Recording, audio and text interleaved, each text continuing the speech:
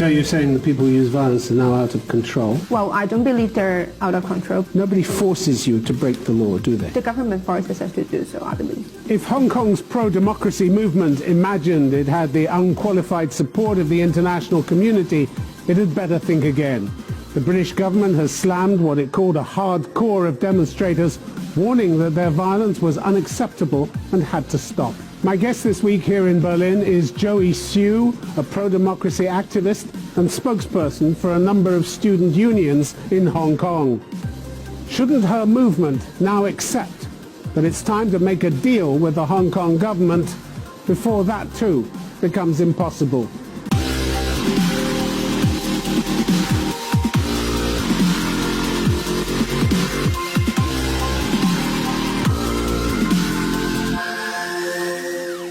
Joey Siu, welcome to Conflict Zone. My pleasure. If it's wrong for the Hong Kong police to use violence, why is it right for the demonstrators to use it? Well, first of all, I don't think the level of violence used by the protesters are based on the intention to attack anybody.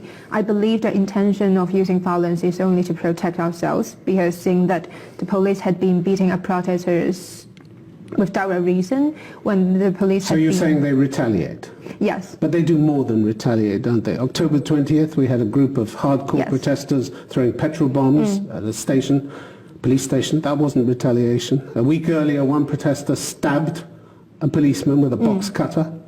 We had a homemade bomb which went off on the roadside, which by the grace of God didn't hurt anybody or kill anybody. It's that kind of violence I'm talking about. Well, what's the justification?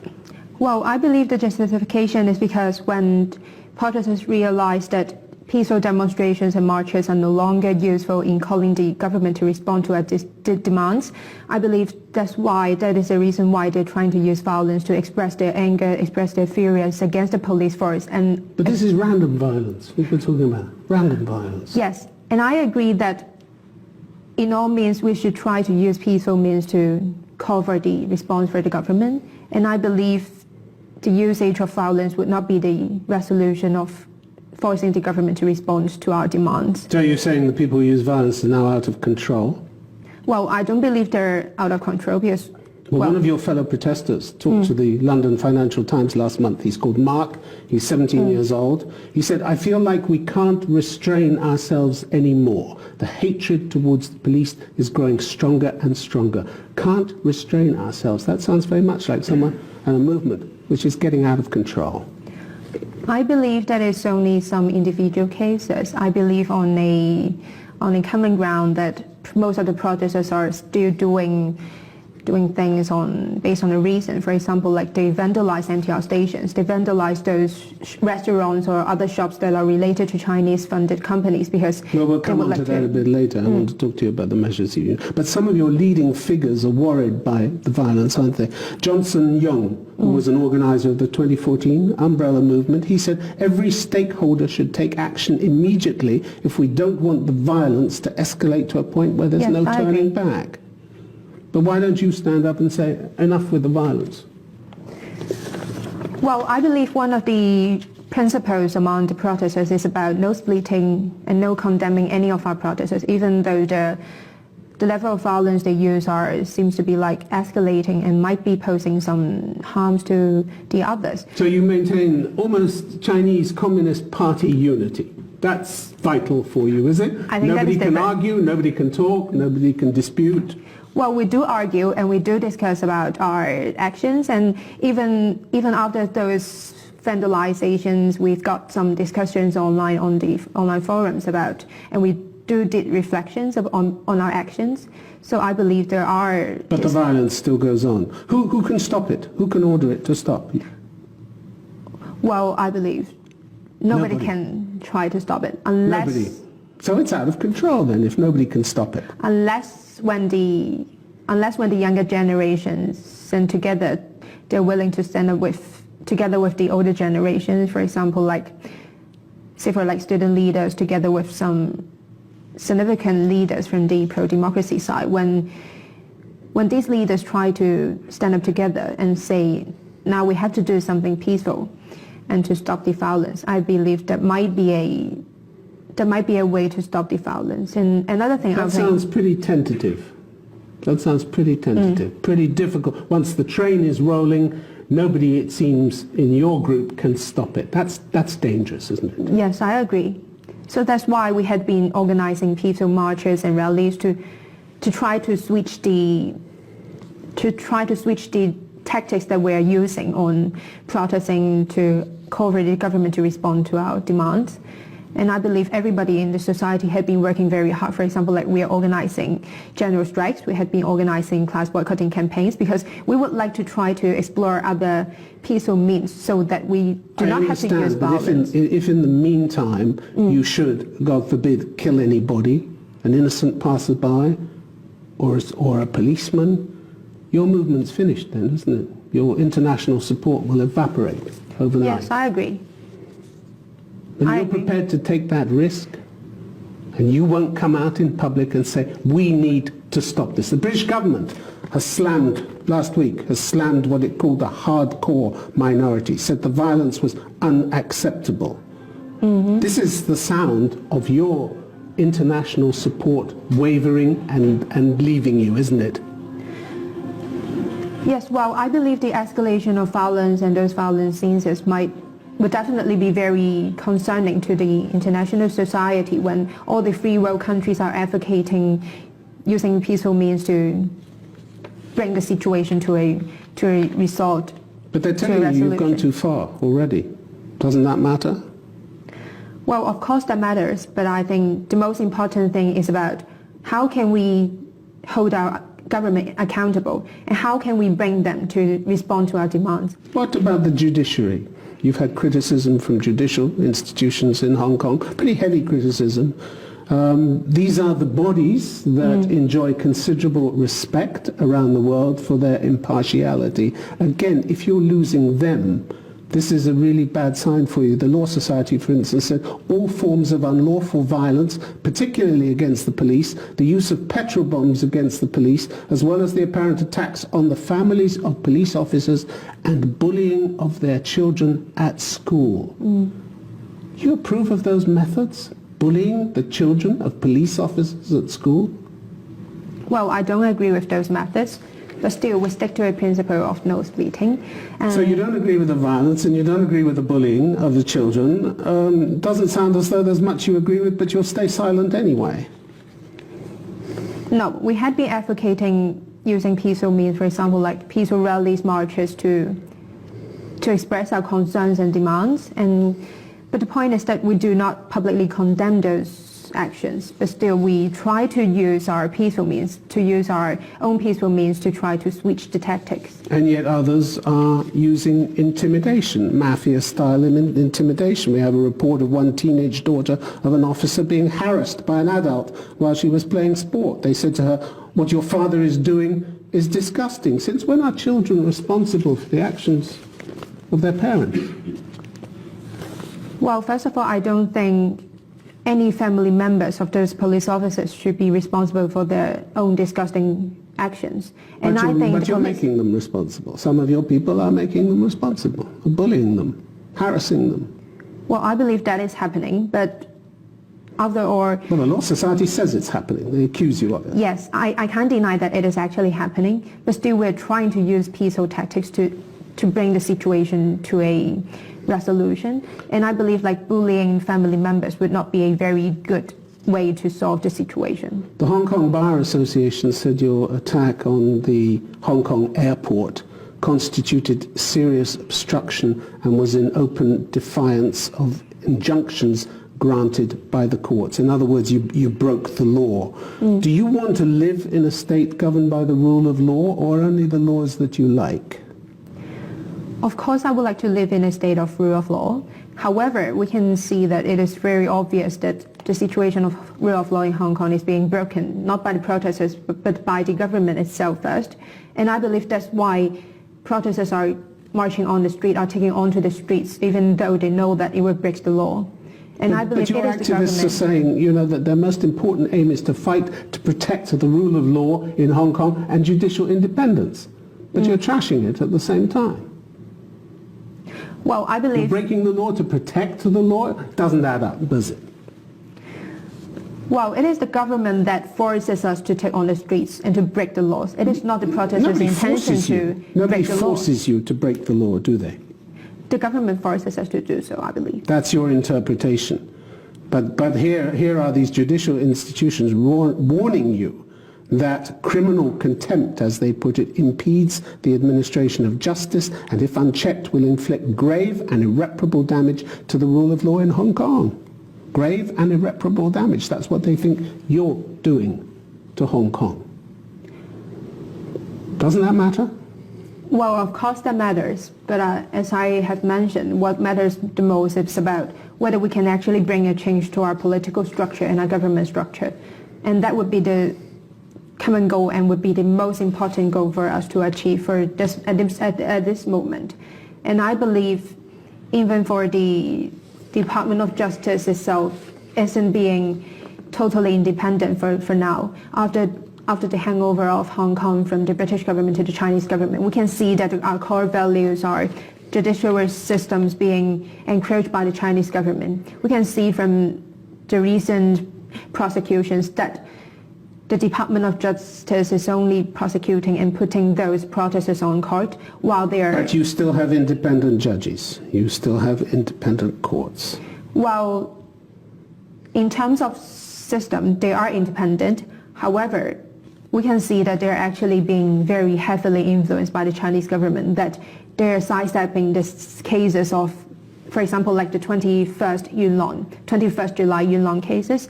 They're not prosecuting, they're not taking any of the trials to the court, while they had been politically prosecuting so many of the protesters. Okay, well, those are prosecution decisions. Joey Siu, if you ever sat down with the government and held a dialogue, who would hold the talks for your side? Who could authorize compromises that are essential in any kind of political dialogue? Who in your movement could actually sit down and authorize compromises?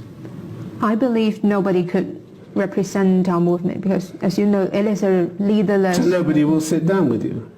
You're not opening doors, you're closing doors, one after the other, we are opening doors. Aren't you? You just said nobody could authorize compromises, nobody can sit down for you, represent you. Well, back in June... Who's the government supposed to talk to? Well, back in June, the Chief Executive Carrie Lam has tried to approach to several student unions in Hong Kong, and we had rejected her offer because she requested a private meeting with only some of the student unions in Hong Kong, which is not even representing all the students in Hong Kong. It would be a start, wouldn't it? It would have been a start. It won't be a start, it will only be an end to our movement, because back in 2014, we see that Carrie Lam tried to talk to some of the student leaders, some of the leaders of the Umbrella Revolution. However, what we got after the dialogue was the crackdown of our movement, and then Carrie Lam did not fulfill any of her promises in the dialogue. And we feel like, especially in this leaderless movement, it is very important for us to have a public dialogue with as many stakeholders in the society as possible. At least we cannot only have the student activists talking to Carrie Lam. Okay, we have to include other stakeholders. You've put forward 5 principal demands of the Hong Kong government. You and your fellow activists have argued that the government has only addressed one of them, which was the extradition bill, which they withdrew. But in fact, according to Albert Chen, Professor of Law at the University of Hong Kong, the government responded to all of your demands, just not in the way that you wanted. You wanted an independent investigation into police handling of the riots. You didn't get that. But you didn't get nothing either. The Independent Police Complaints Council appointed 5 overseas experts from Britain, Canada, Australia, and New Zealand. You didn't get everything, but they did respond, didn't they? Well, I believe what are we calling for is not only an official demand for official response from Carrie Lam. What we are asking for is about the concrete actions by the Hong Kong government. We are asking them to respond to our demands by taking actual actions. For example, they invited these experts from Britain, Canada, Australia, and New Zealand. Well, I believe that is not what we are asking for. No, it's not exactly what you wanted, but it's something. We are asking for an independent commission of inquiry to investigate into police brutality. However, for the independent police commission, it is formed by mostly pro-establishment camp supporters. How can we trust them? How nobody can hold it accountable? You can't trust the overseas experts from Britain, Canada, They are only Australia, advisory committees. They are not the ones who make decisions. to handle the complaints. You also want all charges dropped against protesters who've been arrested, and they've turned that down. But how could they do anything else? If you're found to have broken the law, you should be punished the same way as the police are, shouldn't you? So why are you above the law? So why aren't they punishing the police? They have in the past. Police have been hauled into court and punished.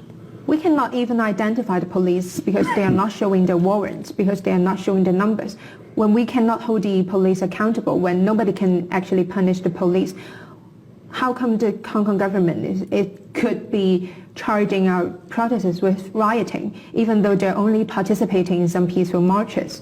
That is not reasonable. So but that's you don't consider yourselves equal before the law with everybody else, do you? We are equal before the law. So why should you get an amnesty? Why? If you've broken the law, and the Hong Kong Bar Association, the Hong Kong Law Society seem to indicate that you have broken the law, shouldn't you be punished for breaking that law?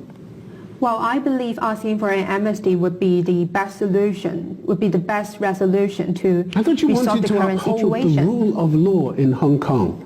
Yes, we want. Yes, we want. But at the same time, then you want an amnesty. You want to escape punishment for breaking the law. What kind of lawless society, then, do you want to live in? I would not say that it's trying to escape from being punished when we have broken the law. I believe the reason why protesters are taking on to the streets is because we want the government to be accountable to us. We want the government to give concrete actions in response to our demands. And I believe that's why we are participating in peaceful marches, lawful marches, ever since June. However, the government, the police had been accusing us, has been arresting us for rioting. And when the reason why they're arresting us is not reasonable at all, how can they charge us? So that's why we're asking... Well, we'll come on to some of your other actions in a minute, but when it comes to the future, the worry seems to be that you don't have much of a plan, do you, except to keep fighting. You said recently, I have no idea how these protests will end or even what will happen tomorrow. We feel like there is no way back, so we must keep fighting. As if you're a passenger in this movement, but you're not a passenger in this movement. You're one of the spokespeople for this movement, aren't you? Isn't it time you took responsibility for that? Well, I think definitely I should be taking some of the responsibilities of finding the way out for Hong Kong, for the whole movement. But the fact is, when the situation in Hong Kong is like changing in a very lightning speed every day, we do not see our future. We do not even know what will be happening the next day. Because back in June, back in July, we do not expect the government to be exercising its emergency power. But you don't have a plan of where to go, do you? Apart from saying we want all our demands met in full, that's the only plan you have, haven't you? That's it. We do have a plan. We do have a plan. We are very clear that we have to rethink about we have to rethink about the future of Hong Kong. We have to think about the 2047 deadline. And I believe that is a consensus among Hong Kongers. Other than the 5 demands, we are trying to discuss, we are trying to have discussions among different stakeholders in Hong Kong about our future after 2047. But at stake is not just your fate and your fellow protesters, but millions of other people who live in Hong Kong who are going to have to live with the fallout from your movement and from your movement's actions for many years. I mean, you may be happy to bring China's wrath down on your head, but to collapse the roof on everybody else's head in Hong Kong, is that really a responsibility you want or you're prepared to take? Well, first of all, I think the majority of Hong Kongers are still in support of the movement. And I believe most of us are quite clear that, and are getting prepared that once we're failing the movement or once, like, the Chinese Communist government would be using violent tactics to end the protests, we are very clear that what the aftermath would be. And I believe the majority of Hong Kongers would like to take the risk in exchange of a better future of Hong Kong. But don't you have a responsibility to try and find a way back which preserves and strengthens what you already have, instead of risking a crackdown in which you could lose everything? I believe we do all I mean, for the activists and pro-democracy politicians, we do have the responsibility. But after all, I think the greatest responsibility is the Hong Kong government itself. It is The British government calls for a meaningful dialogue between all parties with a credible political track to protect the rights and freedoms set out in Hong Kong's basic law. Are you capable of opening that meaningful dialogue? From what you've told me so far, you're not, are you? Well, I believe the first criteria of having a sincere and meaningful dialogue would be the Hong Kong government itself trying to be sincere. Well, last time when they were inviting student unions to the dialogue, they're trying to have it privately. They're not willing to make it public and to invite other stakeholders. And even when they're trying to invite... It could have been a start. I come back to that point. It could have been a start. How could it be a start when they're not being sincere? We do not believe there would be any kinds of meaningful consensus made in the dialogue. When they're trying to arrest our fellow protesters, when they're trying to put us in jail, how can we believe that there would be a meaningful or sincere dialogue? At least they have to stop the prosecutions first. I mean, not forever, but they at least have to show some sincerity. Some sincerity. People are worried that you're becoming increasingly rigid and inflexible. Joseph Cheng, who led a coalition of pro-democracy groups in 2014, says, no one ever dares to say, think about it or accept it. Anyone who does so will be severely attacked. We come to a consensus, we stick to that position, and we cannot shift. Is that the way you're going to be able to start negotiations? This rigid inflexibility? You're in danger of becoming just as inflexible as Beijing, aren't you? I believe the discussion about the future of Hong Kong or how the movement would go is like mushrooming, especially in the recent days when we see that there has been an escalation of violence while we're not achieving anything, we're not forcing the government to respond. I believe there had been more and more discussions, and I believe that like peaceful means would be the only way out for us to resolve the current situation in Hong Kong. Peaceful means, but a group of your protesters have been beating up people who just think differently. September the 15th, we had a group who beat up a 49-year-old Hong Kong man, beat him unconscious because he dared to challenge what the group was doing.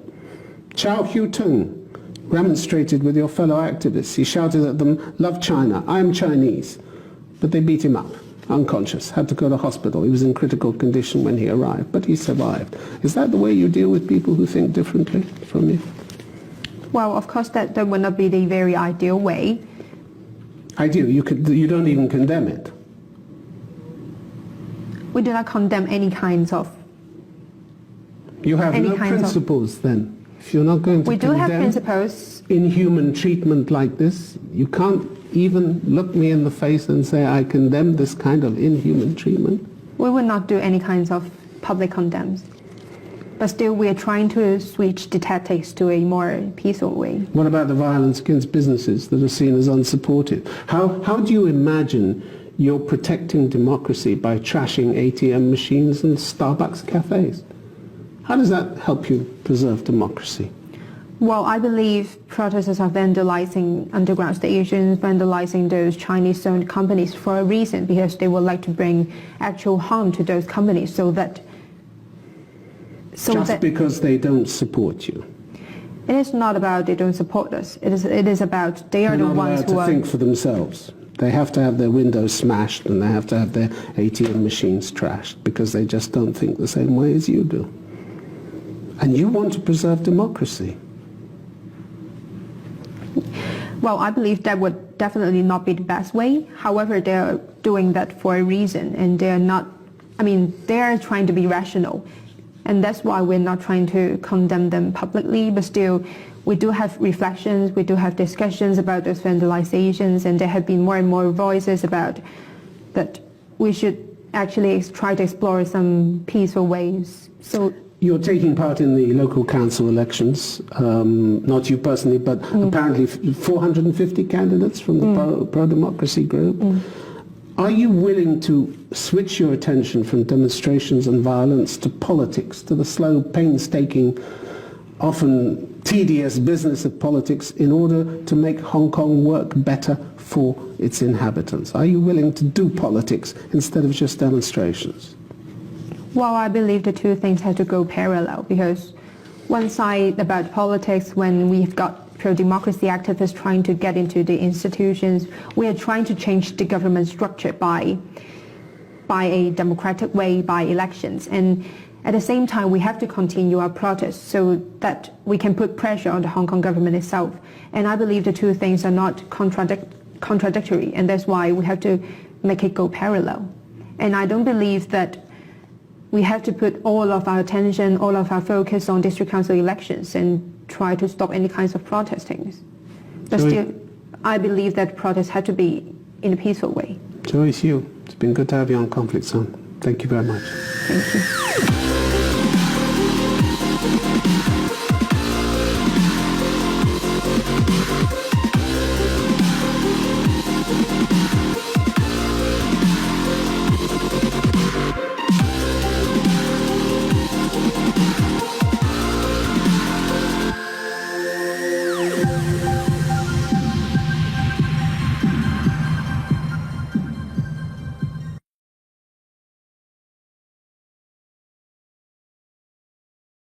So you're saying the people who use violence are now out of control? Well, I don't believe